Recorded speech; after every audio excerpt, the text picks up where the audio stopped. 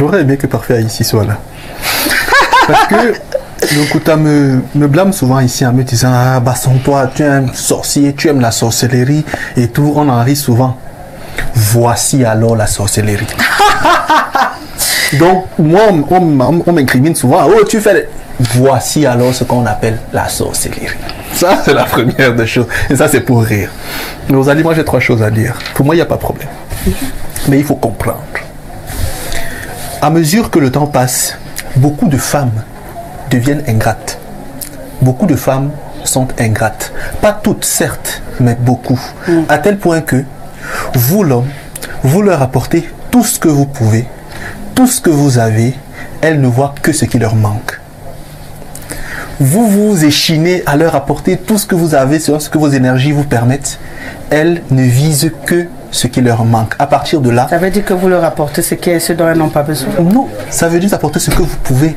Elles vous ont choisi à un moment donné pour que vous leur apportiez ce que vous pouviez et non pour que vous fassiez l'impossible pour leur faire plaisir. Et elles également doivent apporter leur contribution pour que la relation marche. Sauf que pour beaucoup, elles n'attendent que de vous.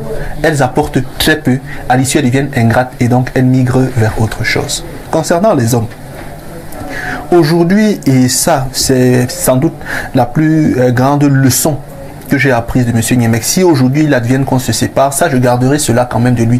C'est pas ce qu'il m'a dit ouvertement, mais c'est ce que j'ai vu en le côtoyant.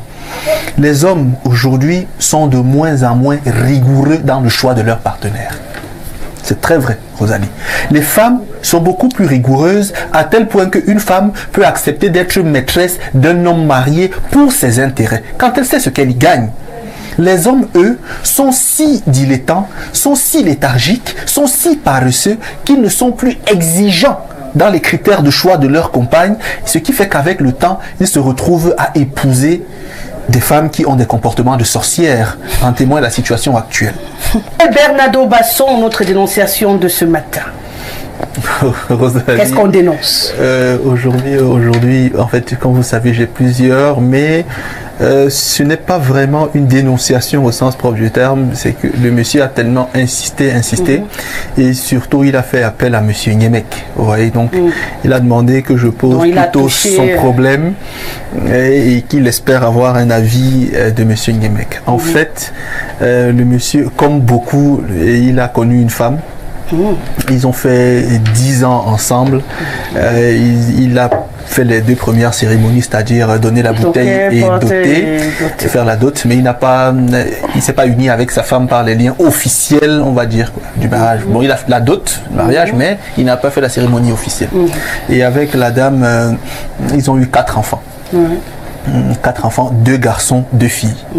Et le monsieur a 2 cadets qui le suivent directement et avec qui il a souvent eu de très bons rapports. Mais du jour au lendemain, il y a 2 ans, sa femme a commencé à lui dire que vraiment elle ne veut plus de lui et tout. Il lui a dit mais on est en train d'avancer, on est en train de progresser, on est en train de construire la maison, moi je comprends pas. Elle lui a dit non, moi je te trouve vraiment très au ralenti par rapport à d'autres personnes. Tes petits frères aujourd'hui ont quand même pu déjà finir leur maison, nous on n'a pas fini la maison.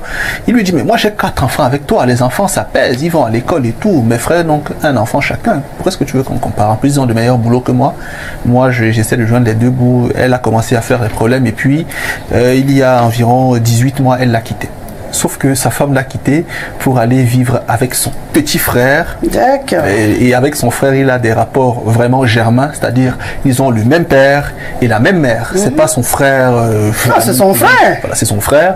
Et la femme est allée vivre chez son frère avec les 4 enfants. Donc désormais, son petit frère est dans la maison avec son ex-belle-sœur qui est devenue sa compagne et 5 enfants.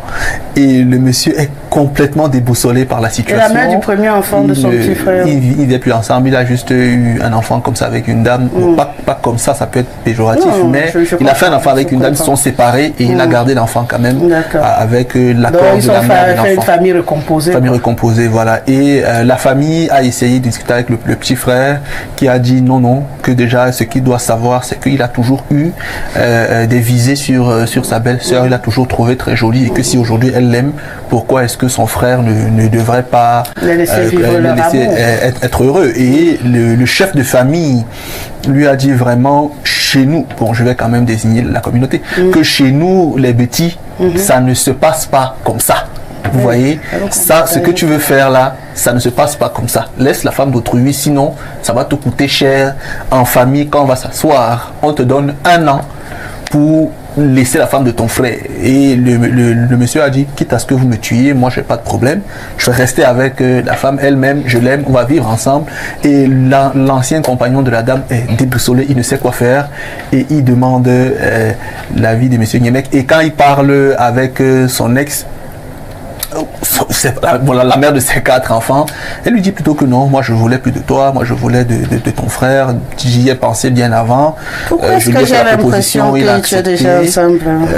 Voilà, donc il a voulu ce matin que c'est pas vraiment une dénonciation. Non, c'est même c'est intéressant. C'est une situation. C'est les choses que nous vivons au quotidien. Ça peut inspirer plus d'un. Ça peut. Donc il a voulu que ce matin on en parle dans le cadre d'Espace Miné. Je lui ai dit que je le ferai, d'ailleurs je le fais. Alors, il est sûrement devant la télé en ce moment. Ok, qui s'installe très bien, parce qu'il va entendre des mieux et des pas mieux. Alors, Pierre Blériot, puisqu'on veut d'abord entendre ce que tu penses de ce sujet très délicat, qui n'est pas délicat en même temps. Bon, un gars, il a sa femme qu'il n'a pas épousée, donc du coup, c'est pas sa femme, c'est la mère de ses enfants. Il a toqué la... C'est pas moi qui dis, c'est la loi. Pourquoi tu commences à faire hi? Je fais le résumé de ce que tu as dit. Il a toqué la porte, il a doté, donc il n'a pas épousé. C'est pas sa femme. C'est la mère de ses enfants et traditionnellement sa femme. Mais officiellement, légalement, c'est pas sa femme. Puisqu'il n'y a pas eu de divorce. Elle a seulement porté les sacs, elle est sortie. Si c'était son épouse, il allait divorcer. Donc je fais le résumé pour une amie. C'est la mère de ses enfants. Ils ont 4 enfants. Elle a décidé que là où son cœur tape vrai, c'est chez le petit frère. Elle a porté les enfants, elle allait trouver le petit frère avec qui elle vit maintenant le bonheur parfait. Famille recomposée, un enfant, ça fait 5 enfants, ils sont au complet.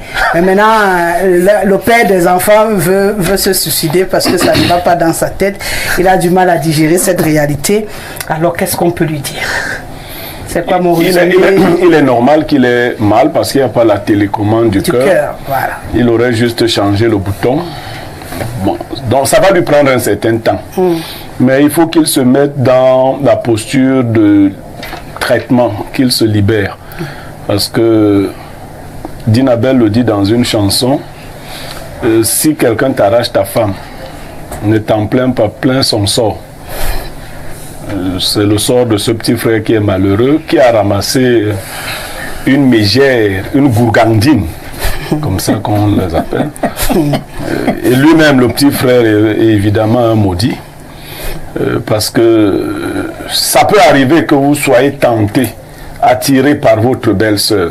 Mais ce sont les choses que la tradition a bien organisées. Il faut s'en garder. La femme de son frère, le mari de sa sœur, ainsi de suite, sont des personnes qui nous sont interdites. Personne ne trouve du bonheur dans le malheur qu'il inflige aux autres. Ça n'existe pas. D'abord, il n'y a même pas de couple de méchants qui soient heureux. Les méchants donnent l'impression d'être heureux. Parce que quand ils se regardent dans les yeux, ils ont l'un et l'autre peur, chacun de eux. Ils se méfient. Une femme qui a quitté un matin le domicile de votre frère pour entrer dans le vôtre, je crois que quand vous... Peut-être parce que le petit frère était plus nanti, selon ce que j'ai compris. Plus confortable financièrement. Alors, quand vous serez en face d'un autre ami à vous qui est plus nanti que vous, vous serez en sécurité? Les Ivoiriens disent, la manière dont tu viens au pouvoir, c'est comme ça tu quittes le pouvoir. Vous voyez, cette femme fort intéressée, démoniaque et tout le reste, a fait fusion avec quelqu'un qui lui ressemble. Bien évidemment, ça nous arrive. Vous pouvez voir votre femme, vous vous rendez compte qu'elle a des atomes crochus avec votre salopard de petit frère. Pourquoi salopard? Oui. Ça peut aussi être qu'elle s'est trompée de destination au départ. Non, c'est même... Et que peut-être sa destinée c'était avec... les sentiments chez nous, comme ailleurs d'ailleurs, sont encadrés. Quand vous commencez à encadrer des sentiments? Oui. Vous pouvez avoir des sentiments pour la femme de votre père. Vous faites comment? Vous lui prenez sa femme? Mais elle vous intéresse physiquement. Mais vous ne lui prenez pas sa femme. Vous chassez ce sentiment qui est diabolique. Vous avez des sentiments pour le fils de votre mari. Vous allez avec lui? Non. Voilà, mais vous sentez qu'il vous attire, vous chassez cela, ça va plus loin. Et Sumba, le cancre-là qui est en fuite là, je ne sais pas si on l'a attrapé, lui, il avait carrément des sentiments pour sa propre fille. Et il est allé avec. Il a fait un enfant. Il a fait un enfant. Après, il a encore eu des sentiments pour sa petite fille qui était aussi sa fille. Bon, voilà quelqu'un qui a recréé le monde. Nous avons l'obligation de restreindre nos sentiments. C'est pas tout ce qui nous attire qui nous est permis. Oui. Il y a le permis, il y a le défendu. Vous comprenez? Donc, ce monsieur qui n'a pas pu faire cette différence, pour l'autre qui ne souhaite même pas que cette personne revienne, non. Moi, je crois que si ça va lui prendre du temps, mais il va en guérir. Qu'il laisse le petit frère élever ses enfants à lui, puisqu'il a les moyens. Donc il reste avec la femme. Qu'il reste avec la femme et les enfants pour le temps pendant lequel ils pourront être ensemble. Pourquoi pas? Ça peut aussi être jusqu'à ce que la mort les sépare. Mais la mort peut arriver beaucoup plus tôt que prévu. Ou plus tard aussi. Ou plus tard. Bon, il n'y a pas de problème, mais qu'ils restent ensemble, que l'autre se reconstruise. Voilà. Et puis il y a des femmes qui retardent votre évolution matérielle. Il faut le comprendre. Et même des hommes, vice-versa. Quand il va en guérir, peut-être que dans quelques années, il se rendra compte que celle-là ne méritait même pas d'être secrétaire à l'entrée de sa maison. C'est le cas souvent. En tout cas, qu'il se remette progressivement, qu'il se libère de cette idée, qu'il se fasse accompagner par de bons amis, qu'il se divertisse, mais surtout qu'il évite de tomber dans l'alcoolisme. Ça ne l'aidera pas. Qu'il évite d'avoir une relation précipitée, parce qu'il n'aura pas encore été guéri, il va faire souffrir quelqu'un d'autre inutilement. Parce que quand vous n'êtes pas encore libéré d'un mauvais sentiment, les attachements sont pas, les attachements sont pas bons. Mais s'il trouve quelqu'un qui aime passer du bon temps avec lui, c'est aussi bon. Qu'il passe du bon temps, qu'il se mette en mouvement, qu'il fasse du sport, qu'il lise, qu'il voyage. Qu'il sorte en fait, qu'il revive. Qu'il fasse des choses que le mariage l'empêchait de faire. Ça va l'aider. Non, de son côté là pour le guérir, non. Mais non, l'autre là, il faut oublier. Moi j'ai connu un cas où ça s'est bien terminé. Qu'est-ce que c'est bien justement, terminé? Une situation pareille, une voisine dans mon enfance qui sortait avec, là c'était l'inverse, avec le petit frère avec qui elle avait déjà 2 enfants, et puis le petit frère était un peu instable et tout, et finalement ils se sont séparés à sa demande, et puis elle a épousé le grand frère, et ils sont mariés jusqu'à ce jour, et ils ont désormais 5 au total, et ils vivent très bien. Donc du coup, je veux dire que ça peut arriver. Dans le cas que vous décrivez, il n'y a pas de trahison.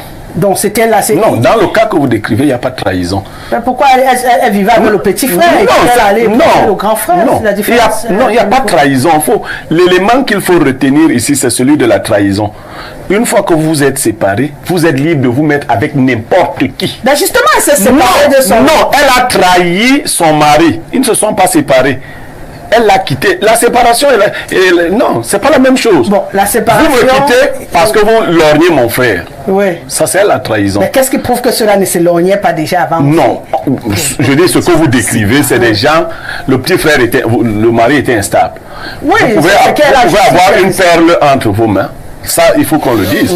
Votre frère vous voit maltraiter une femme qui est une femme de valeur. Parce que ça, c'est des cas qui, finalement, vous jetez. Et votre frère ramasse. Ce qui est jeté peut être ramassé. Oui. Vous n'avez pas voulu. Ce qui gêne ici, c'est parce que c'est pas lui qui a jeté, quoi. Non. Donc s'il avait jeté, là le petit frère ramassait, ça allait aller. Mais comme c'est elle qui a jeté, on trouve que... Rosalie, ce qui gêne, c'est l'intention. La moralité des actes n'est pas dans le résultat final, mais dans l'intention qui vous habite au moment où vous posez un acte. Prendre la femme de son frère, si c'est ça l'intention, et même favoriser par exemple leur rupture, c'est ça qui est immoral. Maintenant, si la femme de ton frère et son frère pour des... Bon, personnellement, si tu es dans l'éducation que moi j'ai reçue, et mon petit frère, celui qui est né directement après moi, le sait, on avait ce principe, les autres sont venus faire un peu de désordre, mais nous deux, on avait ce principe. Si l'un d'entre nous a même déjà dragué, l'autre ne regarde plus. Bon, il y a les plus jeunes là, principe, ils ont les gros bras, ils disent que eux, c'est même là où le grand frère a dragué que moi je vais venir. Mais ça, c'est de la malchance. Et j'aime vous dire que chez moi, ce genre de femme ne sera jamais accueillie, puisque moi je suis le chef de famille. Si tu as pris une femme qui allait avec ton frère, elle ne sera pas accueillie chez moi.